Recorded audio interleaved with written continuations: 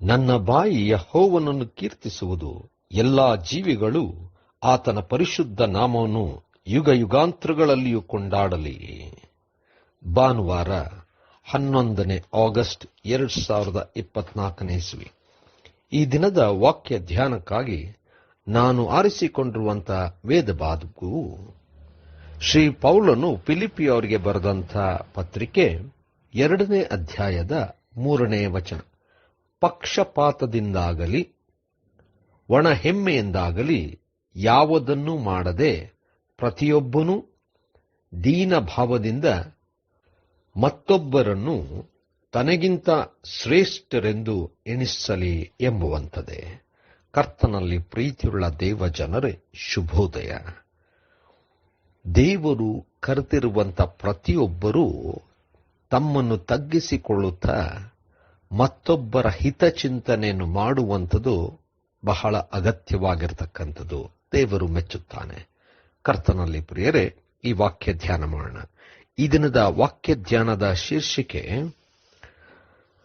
ಸ್ವಹಿತ ಅಲ್ಲ, ಇತರ ಹಿತಕ್ಕೋಸ್ಕರವಾಗಿ ಮಾಡುವಂಥದ್ದು.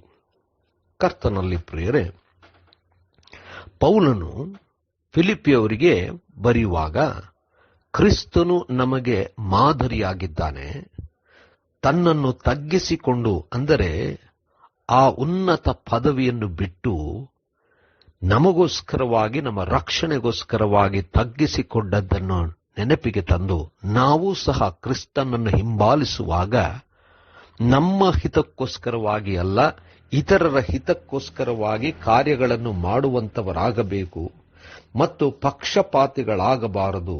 ಹೊಣೆಹೆಮ್ಮೆಯಿಂದ ನಾವು ನಮ್ಮ ಜೀವಿತವನ್ನು ಸುಂದರಗೊಳಿಸಿಕೊಳ್ಳುವಂಥದ್ದು ಅಗತ್ಯವಿಲ್ಲ. ಯಾಕಂದರೆ ಕರೆಯಲ್ಪಟ್ಟಂಥ ನಾವುಗಳು ನಮ್ಮನ್ನು ನಿರಾಕರಿಸಿಕೊಳ್ಳುವಂಥವರಾಗಬೇಕು, ಇತರರಿಗೋಸ್ಕರವಾಗಿ ಒಳ್ಳೆಯದನ್ನು ಮಾಡಬೇಕೆಂಬುದಾಗಿ ಸ್ಪಷ್ಟವಾಗಿ ಅವರಿಗೆ ಎಲ್ಲಾ ವಿಧದಲ್ಲೂ ಹೇಳುತ್ತಾ ಅವರನ್ನು ಬಲಪಡಿಸುವಂತವನಾಗಿದ್ದಾನೆ.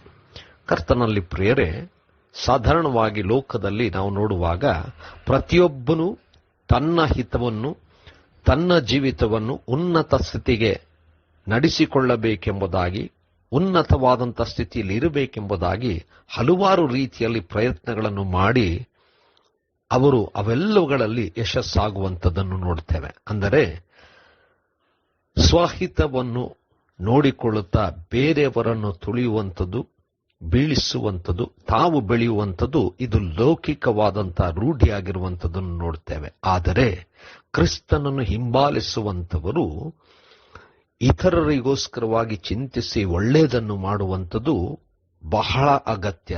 ತನ್ನನ್ನು ನಿರಾಕರಿಸಿ ಇತರರಿಗೋಸ್ಕರವಾಗಿ ಮಾಡುವಂಥದ್ದನ್ನೇ ದೇವರು ಮೆಚ್ಚುವಂತವನಾಗಿದ್ದಾನೆ. ಇದನ್ನು ಪೌಲನು ಬಹಳ ಸ್ಪಷ್ಟವಾಗಿ ಹೇಳ್ತಾ ಇದ್ದಾನೆ. ನಾವುಗಳು ಎಚ್ಚರವಾಗಿದ್ದು ಸ್ವಹಿತವನ್ನಲ್ಲ, ಇತರರಿಗೋಸ್ಕರವಾಗಿ ಒಳ್ಳೆಯದನ್ನು ಮಾಡುತ್ತಾ ದೇವರನ್ನು ಮೆಚ್ಚಿಸೋಣ. ಕರ್ತನೇ ದಯಮಯ ಸ್ವಾಮಿ, ನಾವುಗಳು ಮಾಡುವಂಥ ಕಾರ್ಯ ಅದು ನಿನಗೆ ಮಾತ್ರ ಮಹಿಮೆ ತರುವಂಥದ್ದಾಗಲಿ. ಯೇಸುವಿನ ನಾಮದಲ್ಲಿ ಪ್ರಾರ್ಥನೆ ದೀನತೆಯಿಂದ ಬೇಡಿದೆವು ತಂದೆಯೇ, ಆಮೆನ್.